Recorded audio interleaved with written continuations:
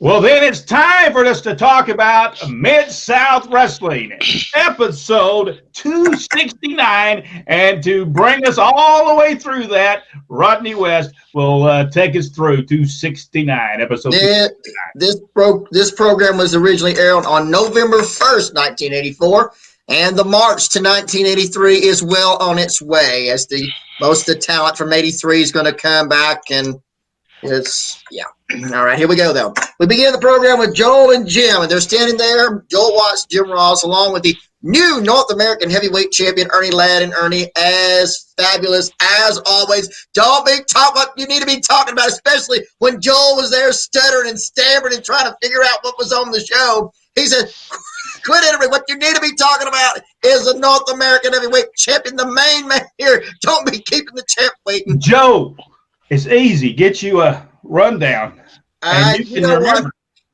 First time I would excuse. Second time maybe, but now no, you can't excuse it now, Betty. You need to be prepared when you cut out on that show. Is what I have to say. Anyway, so they go back over what happened last week, where Ernie Ladd choked out Magnum TA to win the North American Championship. You get to see that. It is a must see. It's just beautiful. Ernie Ladd just on top of his game in that one, and he talks about, of course, he is the new owner of the 27 pounds of, and it is every bit of it, of gold and silver, the North American Heavyweight Championship. And then they review the stuff that happened with Jim Duggan, where he was jumping the parking lot, and with Ted DiBiase. And then they reviewed the interview as well from last week on the program. Then we go to the first match. And do not adjust your sets, ladies and gentlemen. Boyd Pierce has, I don't know, he has finally outdone himself with blue and gold flower. I don't know what that was, but my TV almost exploded. I mean, my TV almost exploded from this one. Love Boyd Pierce. But he gets ready for the first match. It is Steve, Dr. Death Williams, against the Italian Stallion, Gary Cortinelli. And, of course, in the end of that one is... Wait a minute. What'd you call him? Cortinelli. Cortinelli. Gary Cortinelli. I thought he had that name wrong. I just want to make sure we didn't get. Well, I never knew what he. I knew Italian Stallion, but I never knew him by his name. Cortinelli, yes, he was the Italian Stallion, Gary Cortinelli. Anyway, he goes for the crossbody. He shouldn't have. Steve Williams catches him. It's the Oklahoma Stampede. It's all she wrote for Mr. Italian Stallion. Brent, you want to say something about that one? I want to tell you something. I want to be honest with you. I always thought Steve Williams was a bad wrestler. I honestly did think he was a bad wrestler. But now I go back and see it again. He really had his stuff together. He had the moment. It was the moment when we reviewed about, I guess it's about 4 shows again, I think at this point, where he goes against Chris Adams.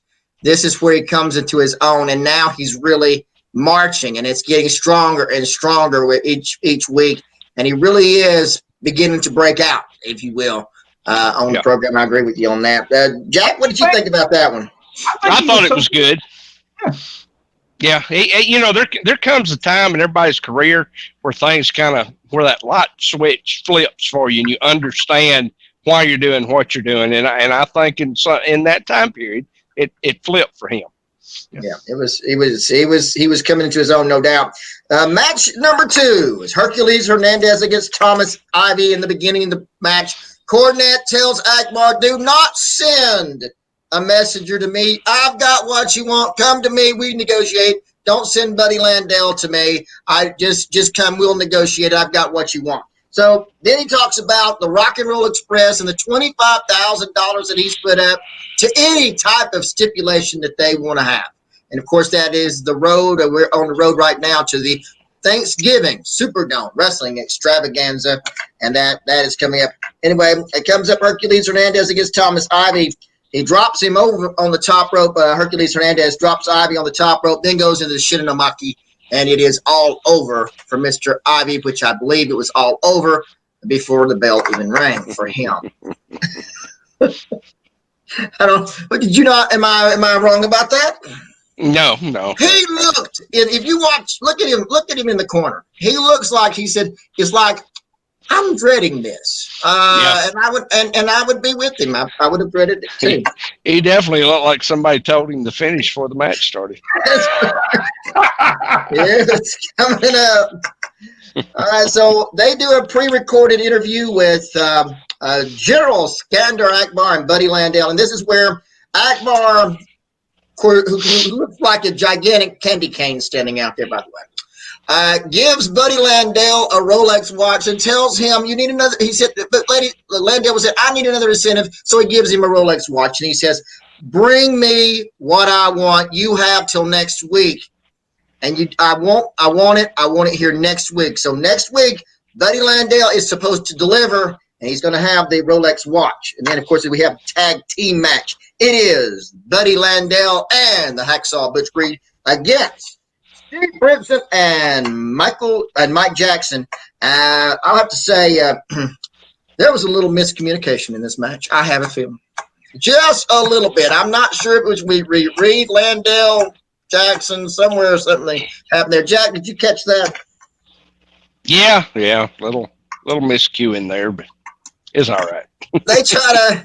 Let me tell you, I'm gonna be honest with you. If they just quit doing the let's run the guy into the ropes and give him a knee in the back, if they just quit doing that altogether, they would have been better off, because they did that for at least the 6 months, 8 months we were there, and it was just. Well, that was their go-to backup, but I believe intentional, because that begins to show the miscommunication between Reed and Landell, as we will see next week. In the end, it's a gorilla slam to Steve Brinson. How he got impressive.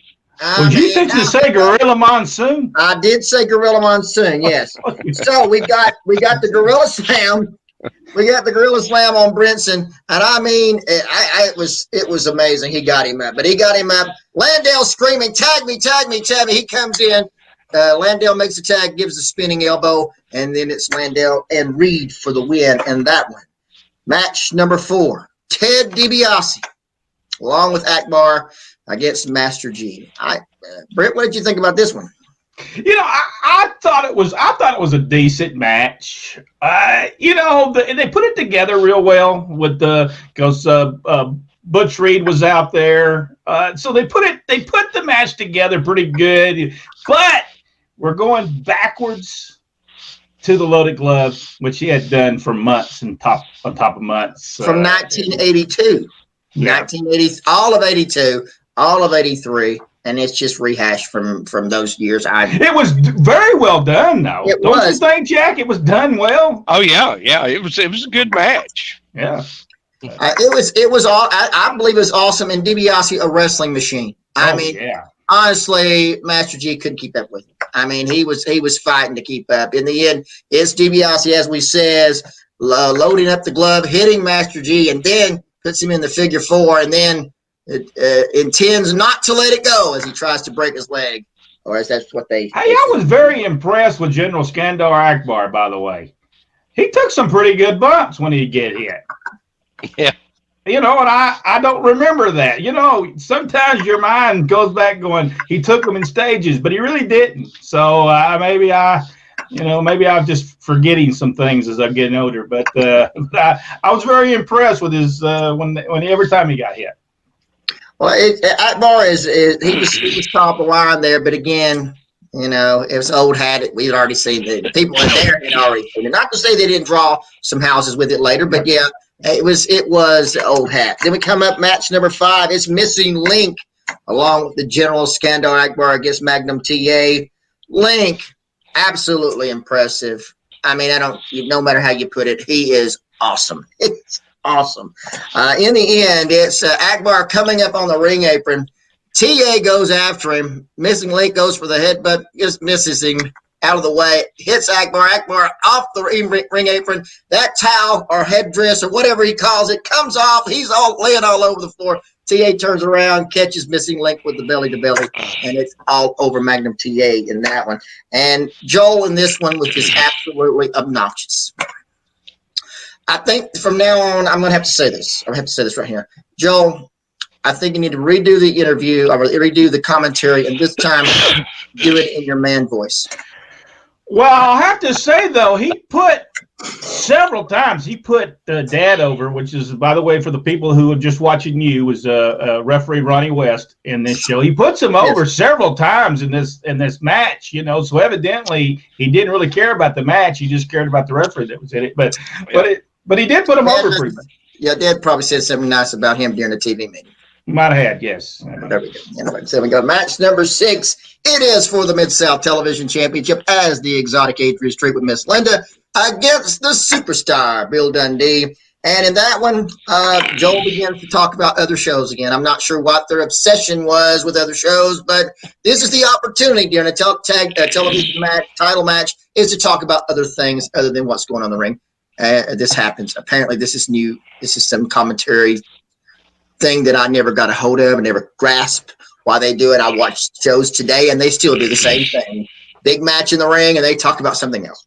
Anyway, so during the match, Brent, I don't know if you caught the catapult into the corner with Adrian Street. Did you catch that? Yes, that was a very unique way of Adrian running his head into the ring post. Well, I don't guess it was the post. It was just the turnbuckle. Into the turnbuckle, yes. Jack, after hitting a turnbuckle like that with your head, did you ever bounce up to the air 2 feet and then land into the corner? No, but then I'm a foot and a half taller than him too. So that is true. That is true. I'm beginning to wonder, kind of after that little episode. I kind of agree with Mr. Watts that Mr. Street needed to move on.